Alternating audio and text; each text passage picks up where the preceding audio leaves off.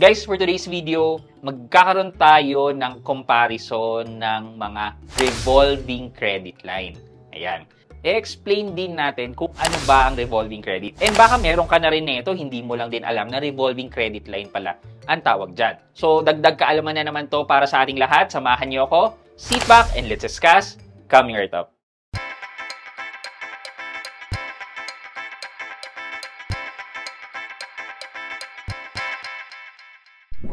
Hi guys, this is Pat and you're in Pat Quintos Review TV. So if you're new here in my channel, I do reviews about personal finance na meron akong experience or meron akong knowledge na ginawan ko na yan ng videos and playlists na makikita nyo dito sa taas. At kung bago ka dito sa channel ko, you may want to consider subscribing to my channel. Okay guys, so first and foremost, let's explain ano ba ang revolving credit.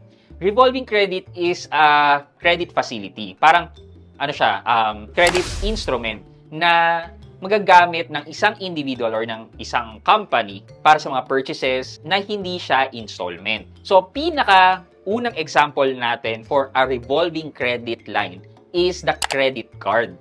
Yan. Ang credit card ay basically meron kang card and then yung card na yon ay may credit limit. Ibig sabihin, ang ipapautang sa'yo ng bank is yung nandun sa loob ng credit card. For example, let's say a Union Bank credit card and then binigyan ka ng 100,000 na credit line. Ibig sabihin, pag gumamit ka doon sa 100,000, yung ginamit mo, yun din yung kailangan mong bayaran. Pag nabayaran mo na, pwede mo na ulit gamitin. Hindi siya katulad ng mga G-loan natin na kailangan matapos mo yung buong term loan bago ka makakautang ulit. Well, sa revolving credit line, kaya nga tinawag na revolving, pagkabayad mo at nag-reflect kagad yun, pwede mo na utangin kaagad. Okay, so sounds familiar ba? Well, I hope oo, na-identify niyo na. So, sino-sino ba itong sikat na 6 na credit line?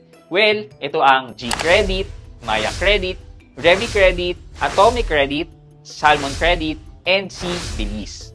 Ayan. So, i-compare natin itong mga credit lines na ito. Okay. First and foremost, pag-usapan natin yung minimum and maximum credit line na pwedeng ibigay sa inyo.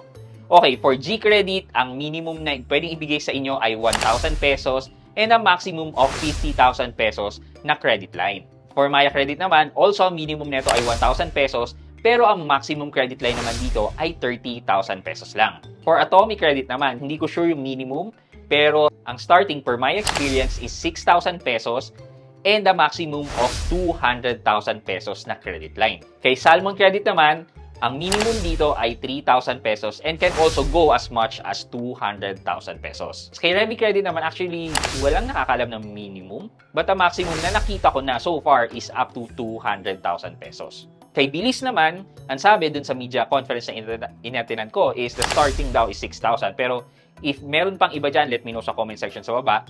So 6,000 pesos daw ang starting and the maximum of 50,000 pesos. Pero maliban pa yon dun sa tinatawag nilang limit boost. So let's rank naman itong mga revolving credit na to from the lowest interest to highest interest. Okay, pang number 1 natin, nagtatay ang Atomic Credit, ang Belize, and ang Salmon Credit because they offer 0% interest up to the due date. So, it would range around up to 40 days, up to 45 days. Depende actually yan kung kailan ka nanghiram. Number 2 natin ay si Revi Credit. Si Revi Credit ay nagpapataw ng 1 to 5% na interest rate monthly. Same as pangatlo, si G-Credit naman ay nasa around 5% din ang interest niya on a monthly basis. And lastly, si Maya Credit ay nasa around 4 to 8% on a monthly basis. So, bali si Maya ang may pinakamataas na interest rate, while si Atome, Salmon, and si Belize naman ang may pinakamababang interest rate, offering 0% interest. However, I just want to note na kay Atomic Credit, you can loan the full credit limit amount na up to 0%. Kay Belize naman, yung 0% is up to 2,000 pesos only. And si Salmon Credit also is yung kabuang credit limit na binigay sa'yo. Okay, next question. Meron bang minimum payment etong mga revolving credit? Since revolving credit siya, di ba? Well, si G-Credit ay merong minimum payment. Si Revi Credit ay meron ding minimum payment. Si Salmon Credit ay meron ding minimum payment. Si Atome, wala siyang minimum payment, but you can convert yung previous loan mo na maging installment. So basically, ang pabayaran mo na lang dyan is yung first installment mo on your due date. Si Belize naman, you need to pay the total amount due. At first, siguro kung hindi mo kayang bayaran na yon, pwede mo na lang siyang gawing installment instead of the straight or tinatawag nilang revolving credit line nga. Lastly, si Maya Credit, you have to pay in full all of your loans. So, walang minimum payment kay Maya Credit. Next is hidden interest charges. So, ano ba tong hidden interest charges? Ang hidden interest charges is yung interest na na-charge pa sa'yo habang hindi ka pa nakakabayad. Ano ibig sabihin? Hindi ko maintindihan. Let's say, umutang ka ng July 1. And then, lalabas yung bill mo ng July 15. So, yung July 1 to July 15, merong interest na kagad na makikita mo sa bill mo. Pero yung bill mo ng July 15, ang due date pa niyan is July 30. And naisip mo, ay, sa July 30 na lang ako magbabayad kasi ang due date naman is July 30 pa. So, yung July 16 to July 30 na hindi ka pa nagbabayad, nag-earn pa ng hidden interest charges. Kasi hindi mo pa bayad eh. Ibig sabihin, may utang ka pa rin sa kanila as of that day. Kaya, pag nagbayad ka na ng July 30, may makikita kang maliliit na charges sa inyong account. Because, yun nga yung interest from July 16 up to July 30. Basically, yun ang hidden interest charge. So, sino-sino sa kanila ang merong ganun? Una-una, si G-Credit. Yes, meron siya. Pangalawa, si Revi Credit. And then the rest, si Salmon, si Atome, si Bilis, si Maya, wala silang hidden interest charges. Next is fair collection practice. Are they following fair collection practice?